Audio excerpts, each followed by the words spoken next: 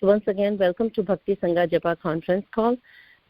It gives me immense pleasure to introduce our today's speaker, His Grace Ram Giridhari Prabhu. And Prabhuji will be enlightening us by walking us through Srimad Bhagavatam 4.12.5 onwards. Hare Krishna, Prabhuji. Are you there on the call?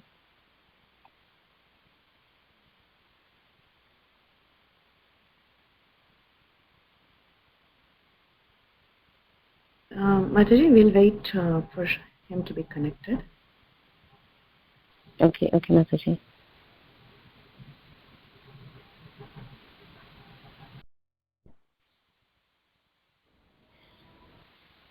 Yes, Prabhu, we can hear you. Mataji, actually somebody else was supposed to call me because I'm not having a very stable internet connection, so I've been waiting. Yeah, they are trying to connect you, Prabhu. Oh, okay. I'm online, but then the connection is not so stable. Preetivilas Mataji, should I connect?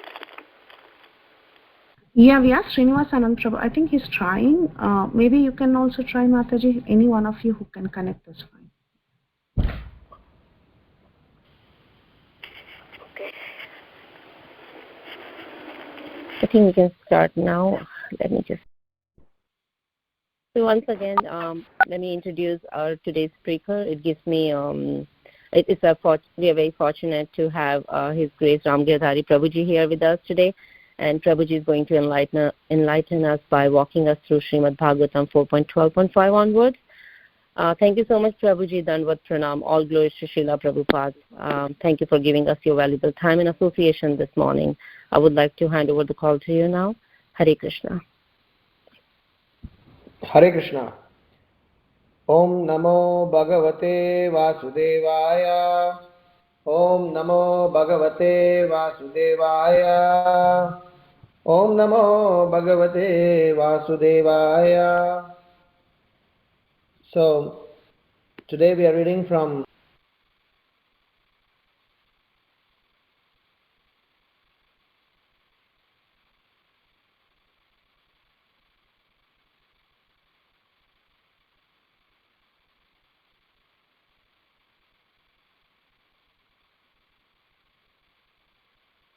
cannot hear.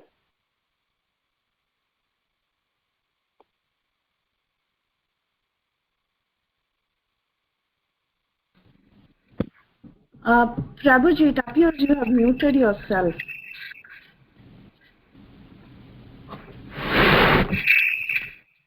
Hare Krishna. Yeah, we can hear you now. आपण ज्या Airtel सबस्क्रायबरला call करत आहात तो आता दुसऱ्या कॉलवर व्यस्त आहे. कृपया प्रतीक्षा करा. What's going on? I'm not sure. Yes, Prabhuji, please go ahead. Go ahead. We can hear you now. You're muted again, Prabhuji.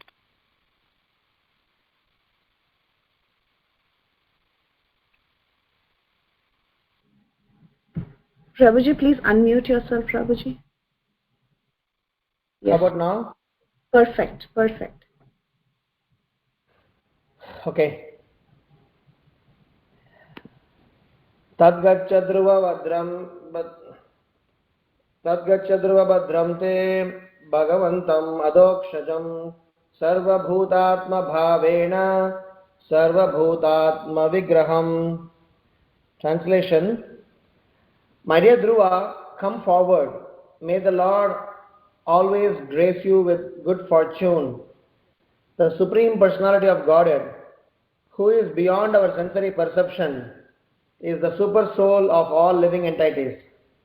Thus all entities are one without distinction. Therefore, begin rendering service unto the transcendental form of the Lord, who is the ultimate shelter of all living entities. Purport by His Divine Grace A.C. Bhaktivedanta Swami Srila Prabhupada. Here the word Vigraham, having specific form, is very significant, for it indicates that the absolute truth is ultimately the Supreme Personality of Godhead. That is explained in the Brahma Samhita, Satchidananda Vigraha. He has form, but his form is different from any kind of material form. The living entities are the marginal energy of the Supreme Form. As such, they are not different from the Supreme Form, but at the same time they are not equal to the Supreme Form. Dhruva Maharaj is advised herewith to render service unto the supreme form. That will include service to the other individual forms. For example, a tree has a form, and when water is poured on the roof of the tree, the other forms, the leaves, twigs, flowers, and fruits, are automatically watered. The Mayavada conception that because the absolute truth is everything, he must be formless is rejected here. Rather, it is confirmed that the absolute truth has form and yet he is all pervading. Nothing is independent of him. Om Ajnanatimirandasya Jnananjana Shalakaya Chakshurunmilitam Yena Tasmai Shri Gurave Namaha. Namam Vishnu Padaya Krishna Preshtaya Bhutale Srimate Bhaktivedanta Swamin Niti Namine Namaste Saraswati Deve Gauravani Pracharine Nirvishesha Sunyavadi Paschatya Deshatarine Jai Sri Krishna Chaitanya Prabhu Nityananda Shri Advaita Gadadhar Srivasadi Gaura Bhakta Vrinda Hare Krishna Krishna Krishna Hare Hare Hare Rama Rama Rama Hare Hare. So we are discussing the next chapter where Dhruva Maharaj is now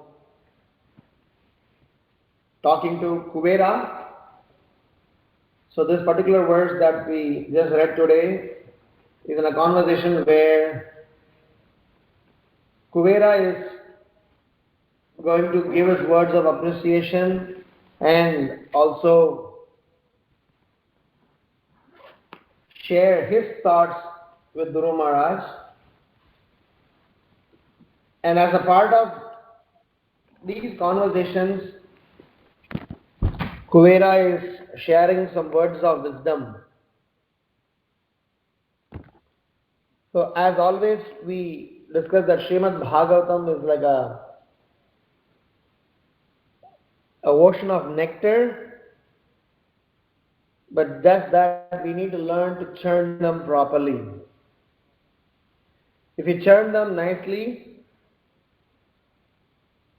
with the association of devotees, we will get nectar more, and we will also get other results of churning of the milk ocean pastime. Like we get Lakshmi, we get Narayana, we get the Hanvantri, and etc.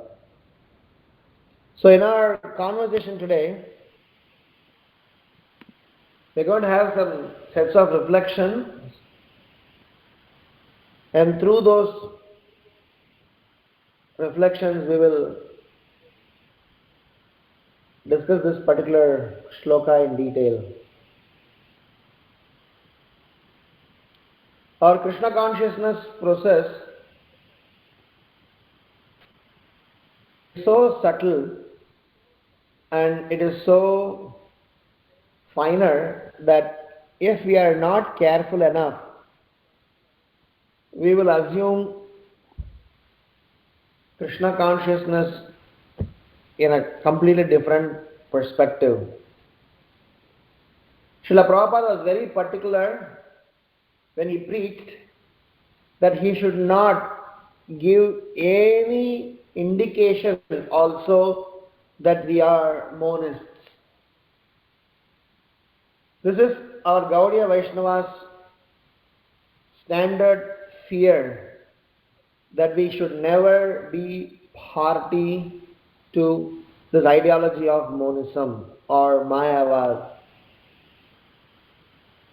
So when Mahaprabhu used to be there, Mahaprabhu was very particular in stating that Mayavada Bhashya Hoile Sunile Sarvanas, wherein the custom was if somebody happens to see a Ekadandi sannyasi, like how our Sampradaya used to have three dhandas. We have three dhanda representing body, mind and words. So Mayavadis used to have single danda to say that Jivatma and Paramatma eventually becomes one. So Chaitanya Mahaprabhu's system was, in those days when they used to see a Mayavadi sannyasi, Mahaprabhu used to recommend that you should go and take bath. That is the kind of hatred, or that's the kind of treatment Mahaprabhu gave for Mayavadis and Mayavadi sannyas. So Srila Prabhupada, as a Acharya, he was very particular that every time when this conversation about the fundamental siddhanta of establishing the supremacy of the Lord, he was very crystal clear to say, we are very clear devotees of the Supreme Lord Krishna, and we have nothing to do with aberrated ideologies. This you can see from Srimad Bhagavatam, all the verses that Sukadeva Goswami spoke, Sutta Goswami spoke, Narada Muni Vyasadeva spoke, and various other conversations. This message is very clearly delivered that how Krishna is Supreme Lord. In fact, it is said that the whole Srimad Bhagavatam is analyzing that ete jhansa kala pumsam krishnastu bhagavan swayam indrari vyakulam logam hridayanti yuge yuge. So it is analyzing this particular verse, how krishnastu bhagavan swayam.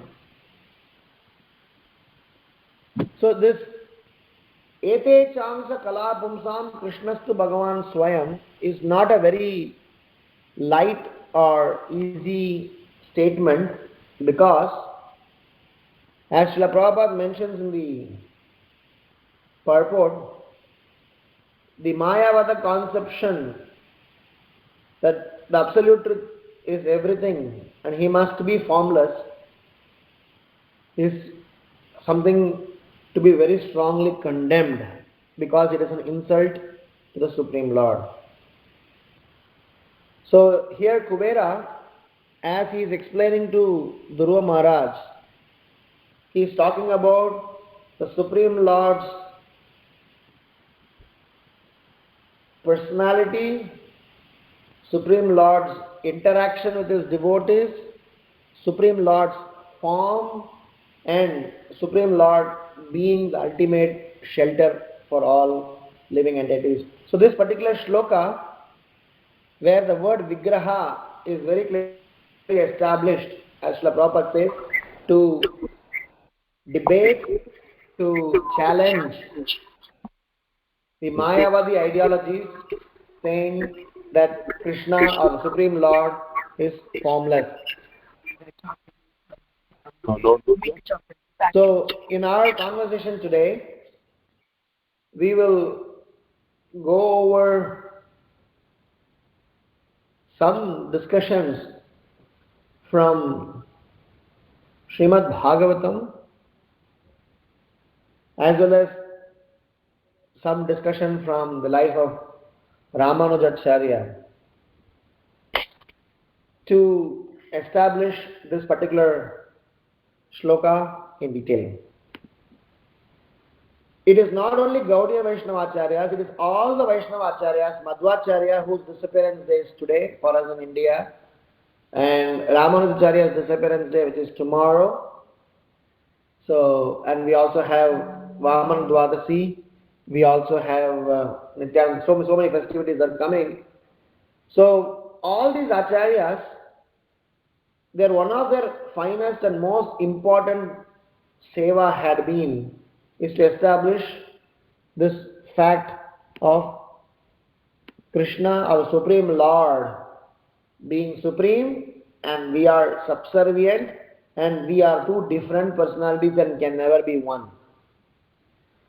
All of them may have mentioned this philosophy in different ways, but Mahaprabhu has kind of consolidated them together and established this Achintya Beda Abeda Tattva, wherein we do possess the qualities, but we don't possess them in quantity as the Supreme Lord possessed. So hence we are qualitatively one with God, but never in His quantity. So in our Krishna conscious understanding, we are expected to have this very clear-cut consciousness of differentiating the self, the super soul, and Bhagavan. So the self, the individual spirit soul, along with the super soul, has got a special connection. And the individual self, along with the Supreme Lord, also have a special connection. So here, Kubera is going to explain, or he has already been explaining, how we should learn to identify ourselves and come out of our bodily consciousness, because the Supreme Lord, as an absolute truth, is a personality whom we are supposed to dedicate and serve, and that's what his next instruction is going to be, how to engage ourselves in his service and stuff like that. So our first reflection in our today's discussion is some set of 6 learning an individual should have. Basically, in our journey of Krishna consciousness, these learnings are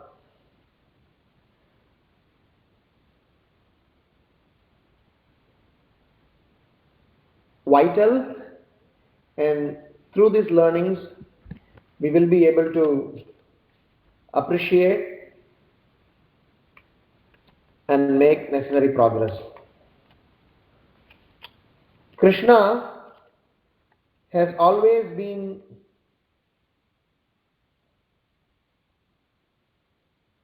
personal when it comes to his devotees, and hence these 6 learnings, or a 6th part, to understand ourselves and the Supreme Lord, elevates our consciousness, not just being a bookish and not just being a monist, not just being a deviant. So the 6 learnings are a gradual learning or an appreciative process, wherein every sadhaka in his journey of Krishna consciousness needs to put himself through. When Srila Prabhupada was traveling in the United States,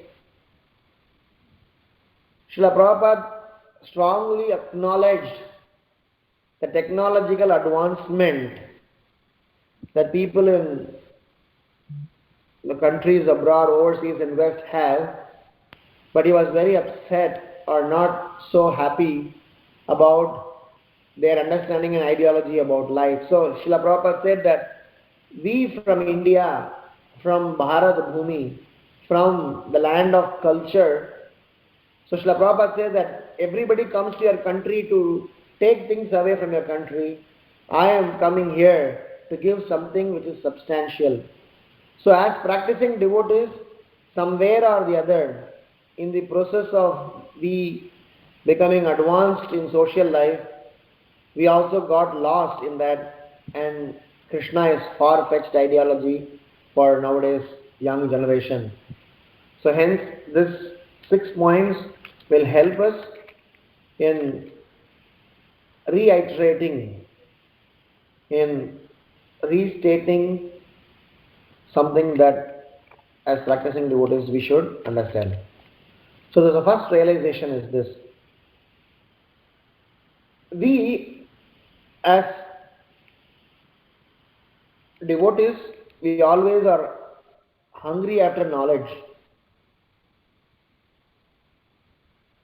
So the 6 stages are knowledge, understanding, assimilation, application, realization, and humility. So the 6 stages, I think I spoke about this in one of the earlier sessions. So we are very much keen in knowledge, but our acharyas, our process, as well as the need for us to practice in Krishna consciousness encourages us not to stay in knowledge.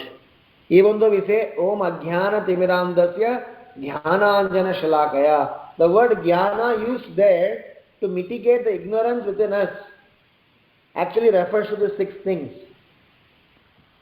The reason these 6 things are a clubbed, process, because Dhruva Maharaj is being told by Utthanapat. Dhruva Maharaj is going to be told by Kubera here in a subtle form how the knowledge of the Supreme Lord finally going up to the stage of being humble is a very logical understanding. Without that last humble stage, we will not be able to see the Lord as Vigraham, having specific form. So knowledge should mature as understanding. Understanding should mature as introspection or assimilation. That assimilation or absorbing should mature as application in Krishna consciousness. And the application should mature as realization in Krishna consciousness. And the realization should take us to the level that we are humble, simple servants and take a very menial position in the devotional rung. So at the end of the day, all this knowledge that we are learning and going through this process is meant to take down to the utmost level of humility, so that we will start be able to appreciate Supreme Lord in the form of Vigraha. We will be able to see Supreme Lord in everything that we see. We will be able to appreciate Supreme Lord, or we will be able to see everything as Krishna's. As we always say, there are only 2 truths, Krishna and Krishna's. So for us to see everything as Krishna's, we need to remove the cataract within our eyes by the process of knowledge, and that is just not knowledge. Whenever we say knowledge in our conversation, it means knowledge through humility, and this is a spiral. So long as this knowledge through humility spiral is not very strongly followed or adhered or understood, we will only be knowledge-driven person, and our heart will become hard, and we will not be able to see the Supreme Lord, neither in the form of Vigraha, nor in the form of holy name, nor in anywhere else. So, Dhruva Maharaj is being encouraged. Even in the last chapter we discussed this. Even in this chapter, Kubera is giving encouraging words. And he is going on telling Dhruva Maharaj, saying that Supreme Lord is not a vastu, he is not a thing, he is not something whom we can perceive just by our sensory perception, as materialistic education believes. Because materialistic education encourages that I can't conceive, that I can't touch, feel, smell, or that I can't, interact with our sensory perception, that doesn't exist, unless otherwise, it is told by some scientist whom we blindly follow. So Dhruva Maharaj is being encouraged to drive home an important point, that Krishna, the Supreme Personality of Godhead, is sukshma, is very subtle, and to understand Him, to glorify Him, to appreciate Him, to serve Him, we need to have this fundamental knowledge.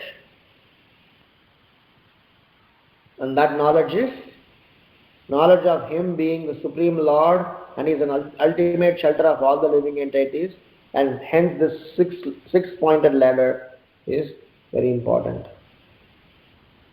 Knowledge to understanding, understanding to assimilation, assimilation to application, application to realization. Realization means we come down to a very humble position. Tyaktva turnam asesha mandalapati srenim sada tuchavat. So the stage of humility means giving up of all the upadhis. As we always say, so long as we have this false designation attached to us, so long as we have this identification attached to our personality, we will not be able to function correctly, we will not be able to execute our devotional service. Hence, the stage where we give up our upadhis, that stage is stage of humble beginning of our Krishna consciousness. Till the point in time, all that we do is nothing but just preparation in Krishna consciousness. Till that point in time, all that we do is nothing but we just trying to do some warm-up. The real Krishna consciousness will begin when we start to assume, understand, accept and operate as humble, simple, menial servant. So Dhruva Maharaj is somewhere or other in a subtle manner being told by Manu. In the last Swayambhava Manu as well as now Kuvera, they are subtly encouraging and indicatively mentioning and also clarifying that you are a very nice devotee, you are very advanced, so hence please don't get into the wrong trap of punishing people. Of course, that chapter is over now. Kuvera is thanking Durva that he has accepted the word of Swayambhava Manu. So please walk in the right path and just don't get digressed. This is a very strong message to even for us, because we as practicing devotees somewhere or other begin correctly, we have a right association, we have right intent, but just that somewhere or other not being so careful, we may fall into some wrong traps. There is a very interesting example that is given for this, is about a Brahmana who was having a parrot. This parrot used to be very nicely trained and groomed by this Brahmana. The Brahmana thought that now I am a very well educated person, so I should do something different from what everybody else does. Instead of locking this parrot up in the cage, so let me educate this parrot so nicely that the parrot can rescue himself. So he devised a mantra to help the parrot to live free without any trap or without any bonding. So he said that I will teach this mantra for next 1 year to this parrot, and eventually this parrot need not be kept inside a cage. The parrot can go around, move around, it can free himself up. So the mantra that he taught was Shikari aayega, dhana dalega, chal bichayega, fasna nahi. The meaning is, hunter will come, he will throw some grains. Shikari aayega means the hunter will come. Dhana dalega means he will, throw some grains and allure you. Jal bichayega means he will spread the net to trap you. Fasna nahi means I should not get trapped. How much ever somebody is trying to trap, I should not get trapped. So he kept on teaching this every day. So the parrot was so, well trained. In 1 year, this parrot got so much trained that wherever the parrot used to go or travel around with the, Brahmana, it used to be constantly chanting, Shikari aayega, dana dalega, jal bichayega, fasna nahi, Shikari aayega, dana dalega, jal bichayega, fasna. So the parrot kept on chanting this. So much so perfect that one day the Brahmana thought that now the stage has come, that I can, set this parrot free, because now the parrot is so much conscious about this chanting that nothing can happen. So he proclaimed himself as some unique inventor of giving a parrot a freedom life. So he left parrot free and went out somewhere for his business. So naturally, a couple of days later, what happened? The hunter came. And what did he do? He threw some grains to attract the parrot. And what did the parrot do? He also threw some net to trap the parrot. And what did the parrot do? The parrot kept on chanting, शिकारी आएगा, दाना डालेगा, जाल बिछाएगा, फंसना नहीं. Kept on chanting and went and got trapped in the net. And even when it is trapped within the net, the parrot is chanting. So Srila Prabhupada was very, very particular about our Krishna consciousness philosophy or Krishna consciousness ideologies and Krishna consciousness lifestyle, and warned us. We may practice Krishna consciousness, we may hear philosophy, but we need to make sure that we apply them in the right sense and eventually see a transformation within us.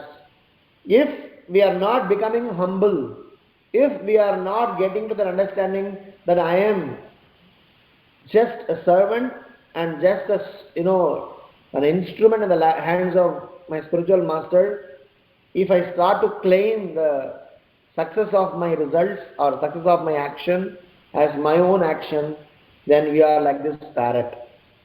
So the first reflection is to very clearly establish how we are different from Mayavadis, different from monists, different from Shunyavadis, and how Srila Prabhupada brought us out of all those philosophical mess. I mean, somebody said that to me personally, that Mayavada is so confusing, even the most intelligent devotee, when he hears the Mayavada Siddhanta, may get captivated and carried away. Start to believe that, wow, how did I miss this? This is much more interesting than Krishna consciousness. So, hence my first reflection is about understanding of the spiritual knowledge in the right sense. So, for us to really understand Krishna as a Vigraha, for us to really understand Krishna's supremacy and how Krishna is beyond our sensory perception and He is ultimate shelter of our, all the spirit souls, we need to have this sixth layer understanding. So, we should not end our spiritual journey only with knowledge. It should not end only with understanding. We should go on till the stage of humility. Then we actually begin our actual Krishna consciousness. Till that point in time, we are just doing a warm-up. So to summarize this, it's knowledge to be developed as our understanding. Understanding should be developed as introspection, assimilation, absorption, whatever we may call. And it should eventually develop as an application. So what we have absorbed, we should apply in our life, or at least yearn to apply in our life, or we should be really, thinking to apply in our life. And this application will give rise to realizations. And the realization will eventually make us humble, which means start giving up our false designation, Upadi. When Arjuna finished the war in Mahabharata on the 18th day, when he stepped down from the chariot, Krishna asked Arjuna to go forward. Usually Krishna and Arjuna used to get down and go home together. But on the last day, Krishna told Arjuna, you please walk forward, I will come. And the last day when Krishna stepped down from the chariot, the entire chariot broke into pieces. So for a moment Arjuna got shocked. I said, my God, this is a chariot I was traveling and doing the war for the last 18 days. And then Krishna clarified that all 18 days, all the powerful weapons, all the opponents were throwing at you. If you thought that you have counteracted them, please note that this whole chariot was absorbing by my potency. And with that help, we had managed to protect you, my dear Arjuna. So don't think that it is you, in a subtle message, don't think, my dear spirit soul, it is you who are the doer. You are just an instrument in the hands of the Supreme Lord. So this message through Dhruva Maharaj, we need to take home so that we can start to appreciate Krishna's Vigraha. Krishna's Vigraha is not just deity as a vastu, as a form. Krishna's Vigraha is how Krishna is behind everything that is happening in our life. The second reflection is something from Ramanujacharya's example, Ramanujacharya's life, again to highlight this particular point on knowledge to humility, but in a slightly further detailed context. Ramanujacharya had a disciple by name Anantacharya. So I am not sure, maybe Anantacharya or maybe some other name, I think Anantacharya. So he came to Ramanujacharya and asked him, "My dear sir, can you please explain the meaning of," no, this disciple's name is not Anantacharya, maybe some other name, sorry, I may be missing. So this, let us name this disciple of Ramanujacharya asked Ramanujacharya, "Please explain the meaning of Sarva Dharman Parityajya Shloka." So Ramanujacharya told that you please go to my spiritual master, and he sent him to Ramanujacharya's guru and said that he will explain you the meaning of Sarva Dharman Parityajya. So the Ramanujacharya's spiritual master's name is Nambi, Tirukoshtiyur Nambi. And so this I think it's Anantacharya or whatever name is. So this devotee went to Ramanujacharya's spiritual master, said that my Gurudev told to learn from you the meaning of Sarva Dharman Parityajya. So Dasarathi, sir. yeah, thank you so much. Dasarathi. Thank you, very nice. So Dasarathi was sent to Nambi and told that please learn from him the meaning of Sarva Dharman Parityajya. So after few months of staying with Ramanujacharya's spiritual master, he said that now I will not be able to explain, you go back to your own Gurudev and he will explain it to you. So after spending few months with Nambi, Dasarathi came back. Dasarathi was considered as one of the scholarly person in Ramanujacharya's disciples group. He is not just an ordinary sannyasi disciple, he was very well knowledgeable, but still he wanted to have more discussion, more depth of that shloka of Sarva Dharman Parityajya. So after this few months of stay with Tirukoshtiyur Nambi, Dasarathi came back to Ramanujacharya, and this time what happened was Ramanujacharya had another disciple by name Atulai. So this Atulai, she had got married and she was on her family way. So on that particular day when Dasarathi came back from Ramanujacharya's guru's house, Atulai also came to Ramanujacharya and started crying to Ramanujacharya. So she told Gurudev, my in-laws have sent me back here and I am in need of some help. So Ramanujacharya asked, what happened? She said that I am pregnant, and in those days they don't have a concept of tap, or they used to have a well at everybody's house in India. They need to fetch water from the well, and sometimes the well is not to be in the house. You have to go a little far away. And she said that I am pregnant, and my in-laws are expecting me to do cleaning, mopping, washing the vessels, fetching the water from the well. And when I'm asking, please arrange a maid for me, my in-laws say that, they cannot arrange a maid for me because my father never gave a dowry or any financial support. So they, told that if you need support, you go and ask your father. And my father already did marriage and he cannot afford further money, so I do not know what to do. So Atulai came crying to Ramanujacharya, so my Guru Maharaj, you only have to help me because my father doesn't have resources. So he told me to go and ask you for help. So I don't know what I'm supposed to do because I need to stay in my house, in my in-laws place, but I cannot manage all the household chores in this condition. The Ramanujacharya thought for a minute. He went inside. He told Dasarathi, hey, you wanted Sarva Dharman Paritijya, meaning I will explain you later. Now I have a service for you. You please dress yourself as a humble servant and go to the house of my devotee and do all the household work.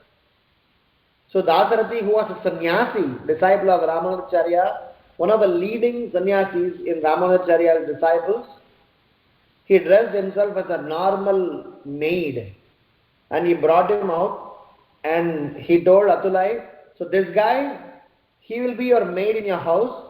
You engage him in whatever service that you want.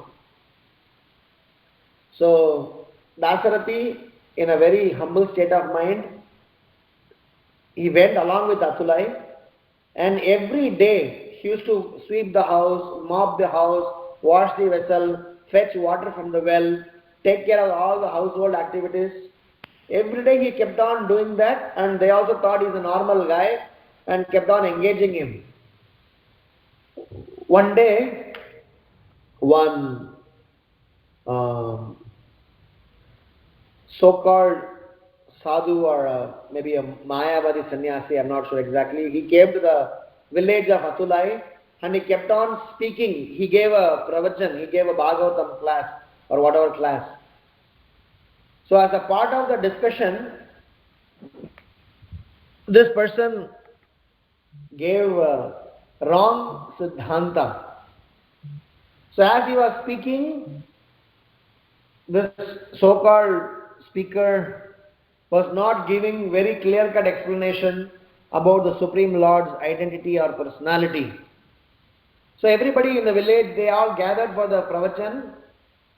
That time, Dasarathi, who was in the dress of a maid servant, he objected, saying that, my dear sir, what you are saying is not correct.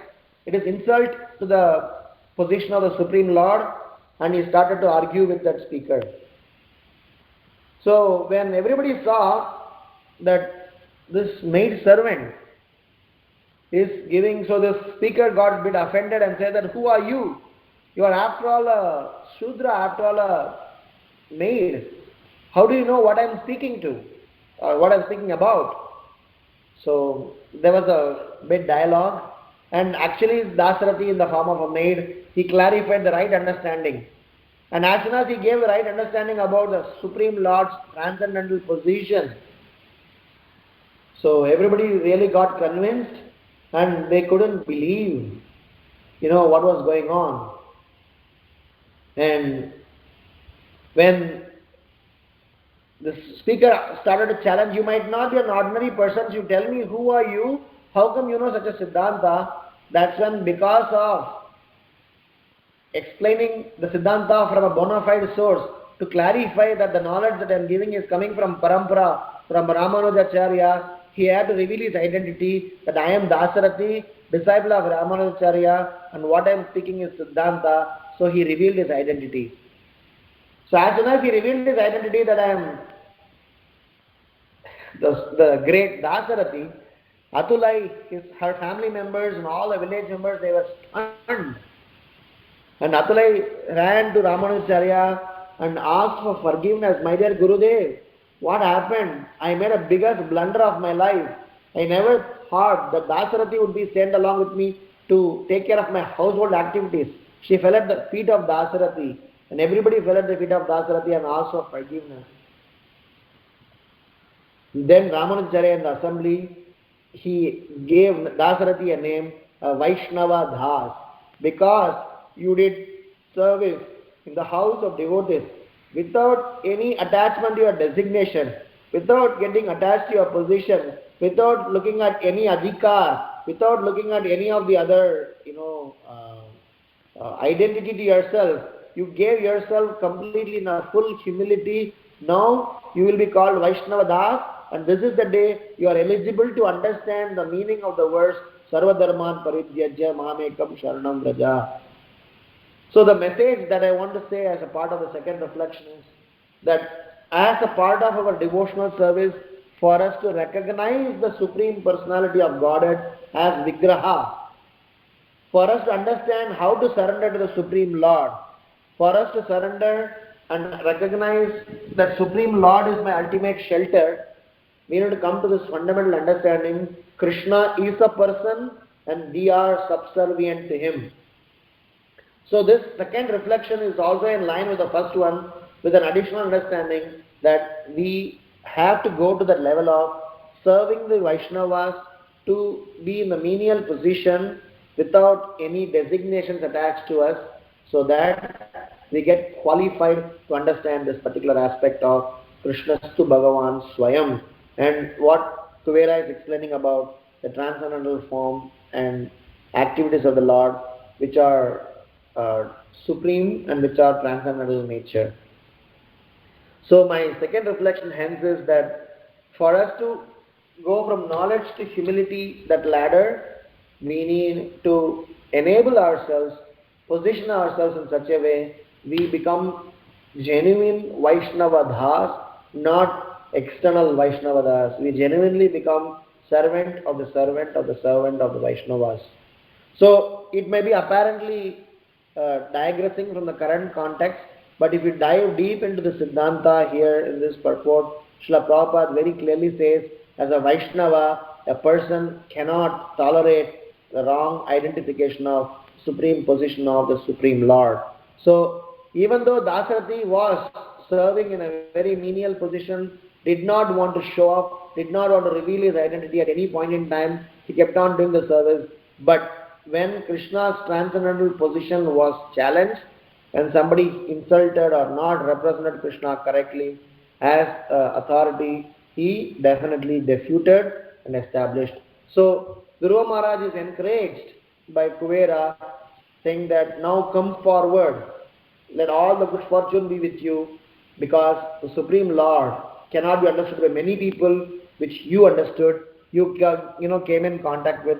So let us move forward to capitalize further on that, rather than just doing something to fight with yakshas or doing some petty materialistic things. So the interest of Kuvera, interest of Swayambhuva Manu had been to encourage Dhruva Maharaj to go beyond all the worldly understandings, because he already got darshan of the Supreme Lord. And the third and the last part of our today's discussion is something from Ramanujacharya's life, which made us, will give us additional understanding. So this third part have two pastimes, and these two pastimes will support the views. I may take 5 more minutes, because this is something relevant to this context, and I started off also a little late, so please bear with me. So the third part is, number one is a very famous pastime which I have spoken many times about the initiation of Ramanujacharya, and the second is about Ramanujacharya's visit to Jagannath Puri. These two support to these views and will compile the reflections to a one single package to understand this purport nicely. So Ramanujacharya was in Srirangam. He had to go to a place called Tirukkoštiyur, which is between Madurai and Tiruchirappalli. It's around 165 kilometers. Very, very beautiful temple town. If you all happen to go to Srirangam, if you all happen to come to South India, please make it a point to visit this place. This place is called Tirukkoštiyur. So, you have to take a bus or a car from Srirangam. You can go there in a couple of hours. So Ramanujacharya used to do up-down from Srirangam to Tirukkoštiyur around 165 kilometers, and he went to meet his spiritual master to take initiation from him 18 times. Every time he used to go to meet his spiritual master, he used to say, not now, later, not now, later, not now, later. So 18 times Ramanujacharya went from Srirangam to Tirukkoshtiur to Srirangam to Tirukkoshtiur. So after last, final try of 18th time, so he was finally given an acceptance to give initiation, and Ramanujacharya was initiated with a Panchakshara mantra, and the spiritual master told that please don't reveal the secret. Anybody who chants this mantra, anybody who is able to follow this in a very sincere manner will be able to go back to Vaikuntha Loka, go back home, back to Godhead. But this is a secret, not supposed to be revealed. If you reveal, you will go to hell. So Ramanujacharya was very humble and accepted the initiation, and he came out from the initiation ceremony. He straight away went to the rooftop, tower of the temple of Tirukkoshtiur. If you go there, you can see a very beautiful, South Indian tower, temple tower. So he climbed on top of the tower and called the entire village men. And when he called the entire village men, he said that please come, all of you, please come. I would like to share a good news with you all. And he called everybody and said that anybody who is going to chant what I am going to tell you now, so you will all have the good fortune, you will all eventually go back home, back to Godhead, and leaving aside all the sufferings in this material world. And this is truth, because I just was told by my spiritual master, so I would like to share this good fortune with you all. So everybody gathered, and Ramanujacharya pronounced what he heard from his spiritual master, and everybody were jubilant, happily chanting and chanting the names of the Supreme Lord. And this message went to Ramanujacharya's Guru, and he came back and in a very angry mood, he challenged Ramanujacharya that I told you, after 18 times of denial, I finally accepted and told you you should keep this secretly, not to tell anyone. Why did you tell? Now you'll go to hell. You disobeyed my orders. So Ramanujacharya, in a very humble tone, he fell at the feet of his spiritual master, cried and wept and said that, my dear Gurudev, I know I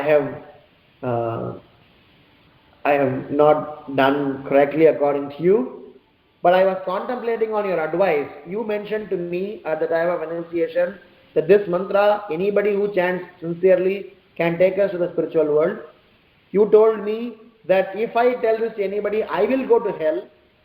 And when I combined these two understandings, I thought that let me go to hell and let all the other people be elevated to the spiritual world.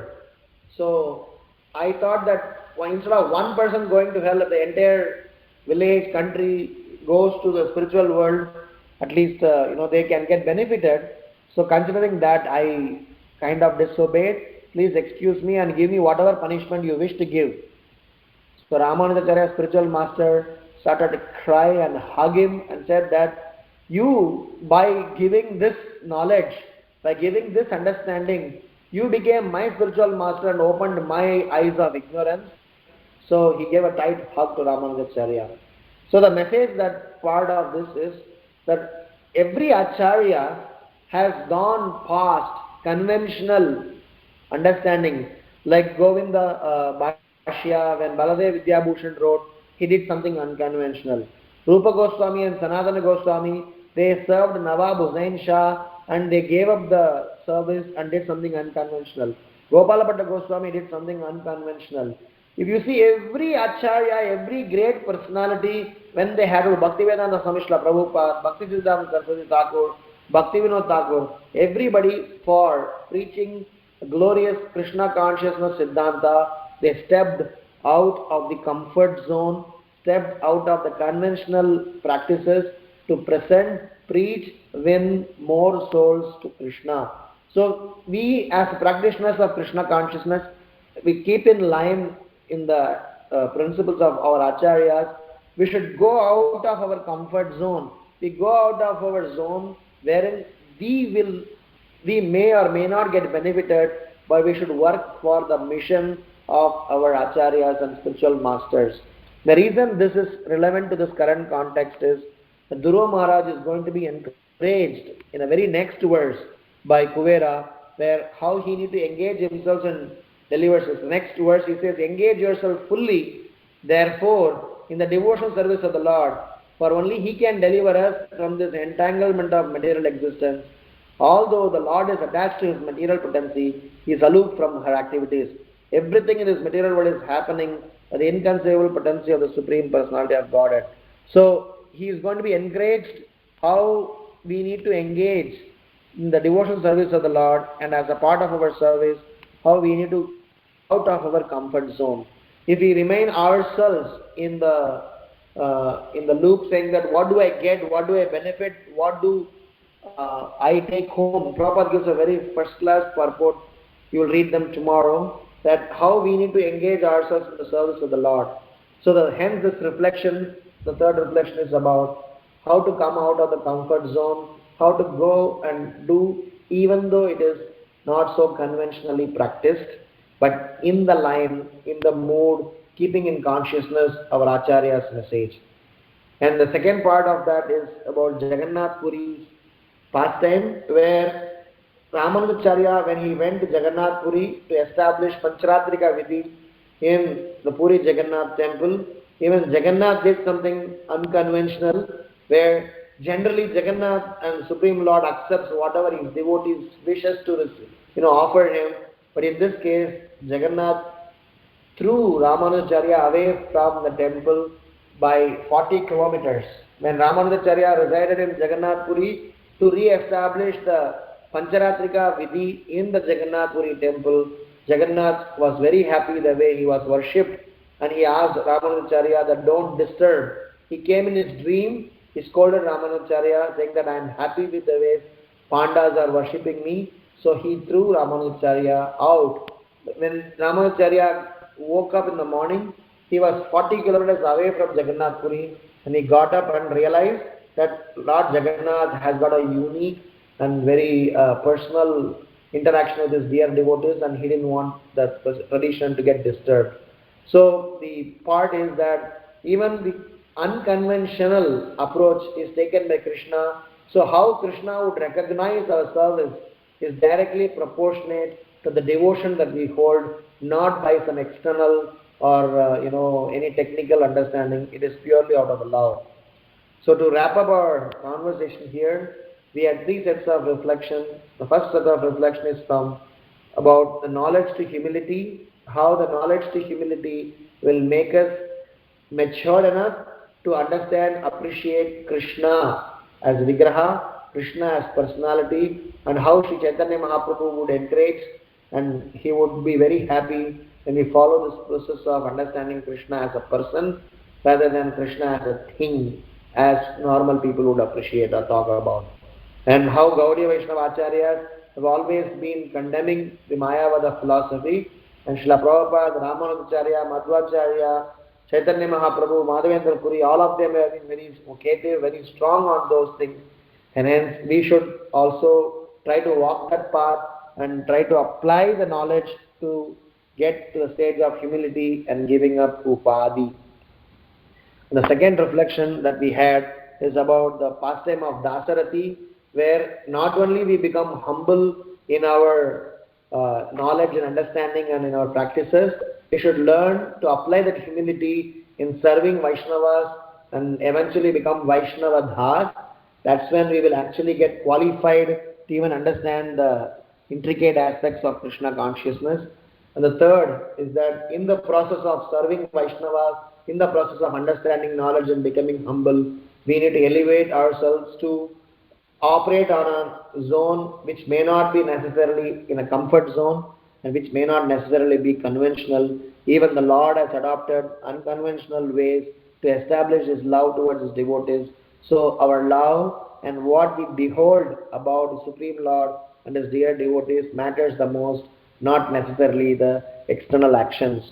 So Dhruva Maharaj here has been encouraged by Kuvera and in the past by Swayambhu Manu that he need to focus on what he was bestowed with rather than getting digressed and distracted by killing yakshas and all the other petty things. So in our own journey also, we should not get digressed and stay connected with Krishna consciousness sincerely. Thank you very much. Srila Prabhupada ki jai. Srimad Bhagavatam ki jai. And I'm sorry for all the technical snags. If there are any questions or comments, we can discuss. Hare Krishna Prabhuji, Dandavad Pranam. Very, very beautiful class, Prabhuji, and also wonderful realization. And you also taught us how to practically apply. I have a question on the last pastime that you said about Ramanujacharya being thrown by Jagannath. So when I was telling this, someone wanted to know where it was mentioned. Any I can give you the reference. I am not able to exactly get the reference. Both Sri Vaishnavas as well as Gaudiya Vaishnavas, they accept this pastime. Actually, there's a Alar Nath. In Jagannath Puri, the Alar Nath temple is actually connected with Ramanujacharya. So originally the Alar Nath temple is called Alvar Nath. Yeah. So they eventually became Alar Nath. If you go to Jagannath Puri's pastime, I am not able to locate exactly in Chaitanya Charitamrita.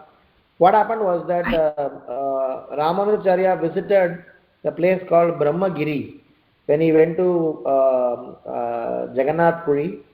So in Ramanujacharya's episode is very clearly established, where Ramanujacharya's journey from South India, what happened was, Ramanujacharya started from Srirangam and he was on a mission to go from Srirangam till Srinagar, Kashmir. So from all the way bottom south to top, he went on a journey on Padyatra.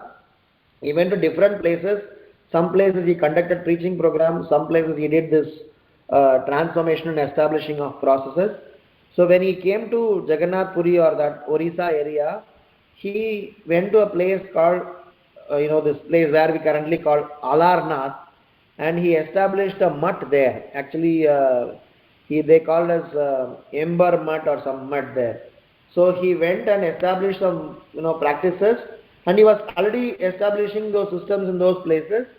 And he came to Jagannath Puri in turn to establish Pancharatrika Vidhi.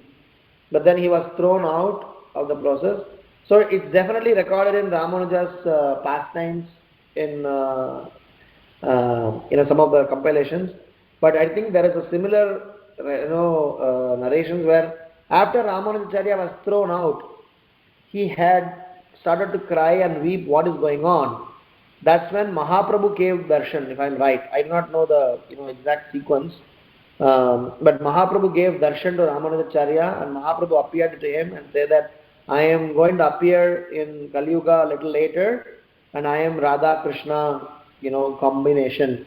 So Ramanujacharya at that very moment, he thought that he should give up all the practices of worshipping Pancharatrika Vidhi and want to jump into Harinam Sankirtan. He started to chant Gauranga's name. But then Mahaprabhu said that you keep continuing what you are doing. When you are worshipping Radha and Krishna, when you are worshipping Lakshmi and Narayana, internally you meditate on me, but you just keep on doing what you are doing. When I come as Chaitanya Mahaprabhu, I will adopt one of your teachings and apply them in my preachings. So that's why when Mahaprabhu came, he took one philosophy of Ramanujacharya into his teachings. So definitely Ramanujacharya was given this treatment by Jagannath, is recorded in Ramanujacharya's Leela. If you want exact reference, I can find it out and give you. Yeah, thank you, Prabhuji. That was my question, whether Sri Vaishnavas accept this account. Oh yes, Sri Vaishnava definitely accepted this. Okay. And even I think Navadip Dham Mahatmya book also talks about Mahaprabhu meeting Ramanujacharya. So we can refer there also. Yeah. Thank you so much, Prabhuji. We are very, very grateful for your lectures. And thank you so much, really. Hare Krishna. Hare Krishna. Any other questions or comments?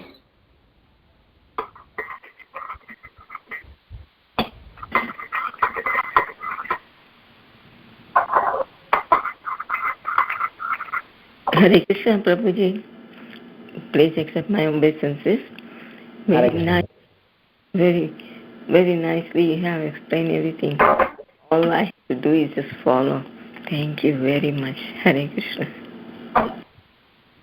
I would like to do the same. I just spoke, but I would like to follow also. Thank you. Thank you. Hare Krishna.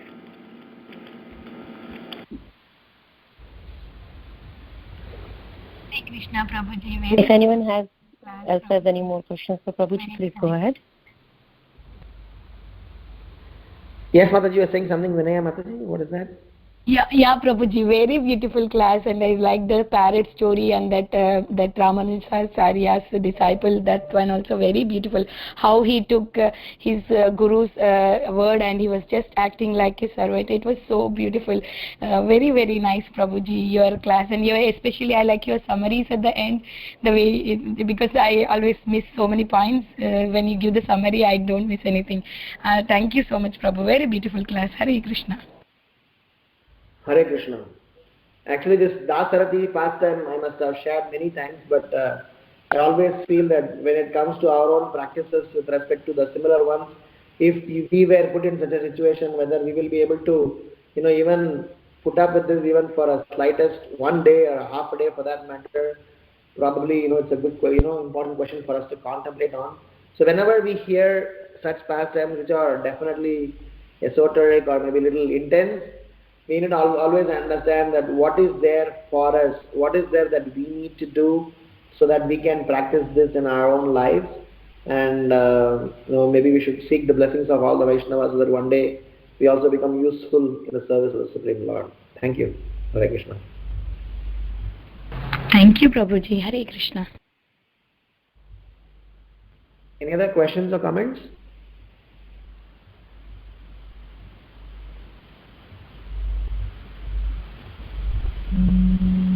Thank you, Prabhuji. It was really a wonderful class. I really liked how you shared the reflections towards the end of the class, which are very, very practical in a way that we could adhere to. So thank you so much, Prabhuji. Hare Krishna. Dandavad.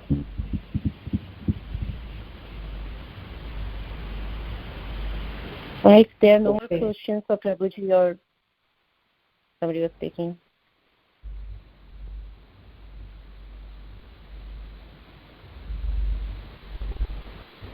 Hare Krishna, Prabhuji, Dandavat Pranam, or glories to Srila Prabhupada. A quick thing, I just wanted to really, really appreciate the pastime of Dasarati. I am hearing it for the first time. You may have said it many times before, but it really makes me rather wonder. Many times we talk about devotional service and serving the devotees, but we many times get satisfaction in doing the services that we want. But this kind of humility, that to the level that he went to, being a sannyasi and then doing the household activities as a servant, in that, on the account of what his spiritual master said, it only goes to show that that level, even if we try to imbibe 1% of it, that should be our thought of the day, at least for mine. Thank you so much for inspiring me in that way. Hare Krishna, Prabhuji. Hare Krishna. Actually, there's a subtle message in Dasarati's pastime, which is, we can go on talking about this pastime forever. The, subtle message is that the difference between Ekadandi Sannyasi and Tridandi Sannyasi, which Srila Prabhupada always say, Ekadandi Sannyasi are Mayavadis, they are proud, and Tridandi Sannyasis are humble. So the whole the message, even though it is very deep, but there's a very important philosophical message for us as Gaudiya Vaishnavas that we need to carry is never fall prey to Mayavada or monist ideology, which may be alluring, attracting, and make us give us a proud or a position or ego. But then the subtle message is Ekadandi Sannyasi has never, is very difficult for him to come to this level of surrender, whereas the Tridandi or the process of Gaudiya Vaishnava or Vaishnava Siddhanta is about being servant. That is why it's not only Gaudiya Vaishnavas, even in Ramanuja Sampradaya, it is always said, they use the word called Adiyen. If you know Tamil, in Tamil they say Adiyen means I am at your service.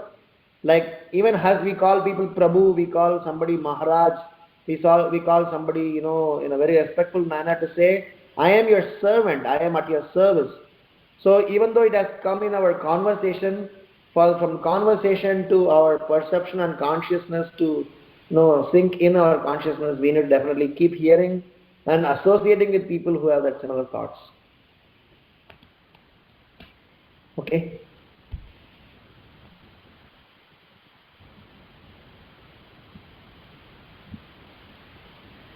So you have time for a question, Prabhuji? I am available. Okay. My question was the question, like the story of the parrot that you mentioned, right? And many times I feel, again, I'm talking again about myself, not about anybody else. Like I feel like just like a parrot, doing things mechanically, sometimes in Krishna consciousness, and not doing it with that consciousness of the thought that I should be having.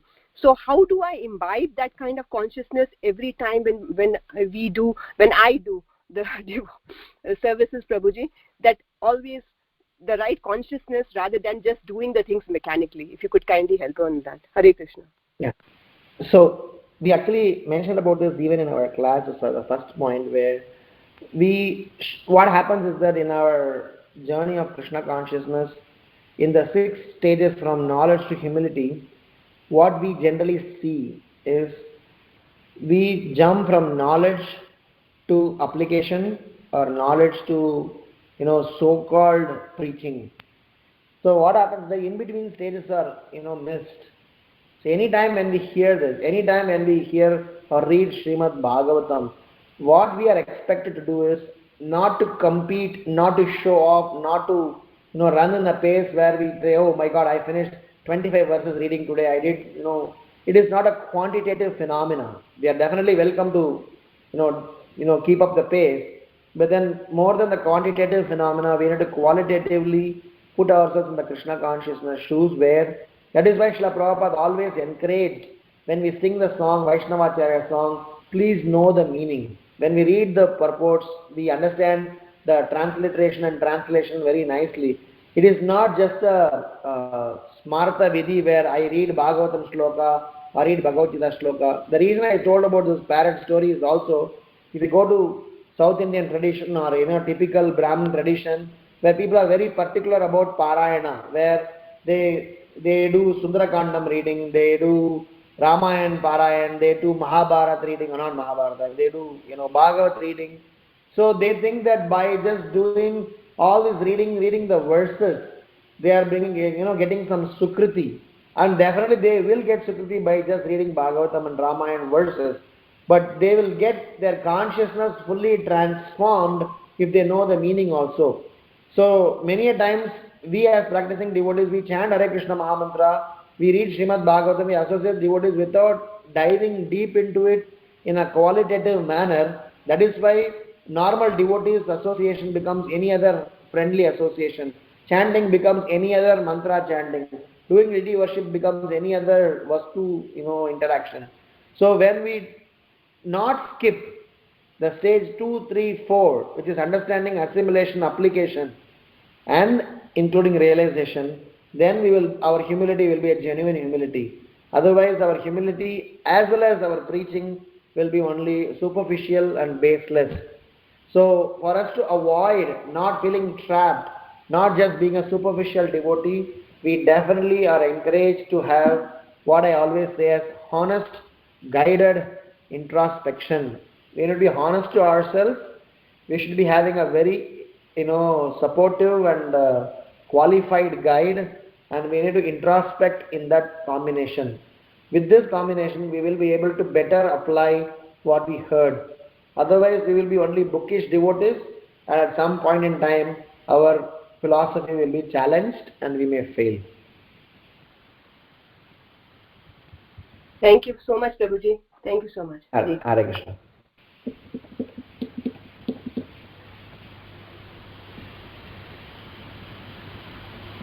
Okay, Hare Krishna. If there are any more questions, otherwise we can end the call.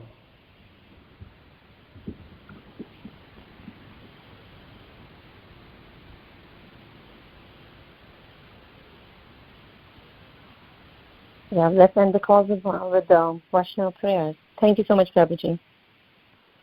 Hare Krishna. वाञ्छाकल्पतरुभ्यश्च कृपासिन्धुभ्य एव च पतितनां पावनेभ्यो वैष्णवेभ्यो नमो नमः। ग्रंथराज श्रीमद् भागवतम की जय, श्रीला प्रभुपाद की जय, ग्रेट राम गिरधारी प्रभु जी की जय। हरे Krishna. Thank you. Krishna Prabhuji, thank you. Thank you, Prabhuji. Hare Krishna. Thank you so much, Prabhu. Hare Krishna. Thank you so much, Prabhu.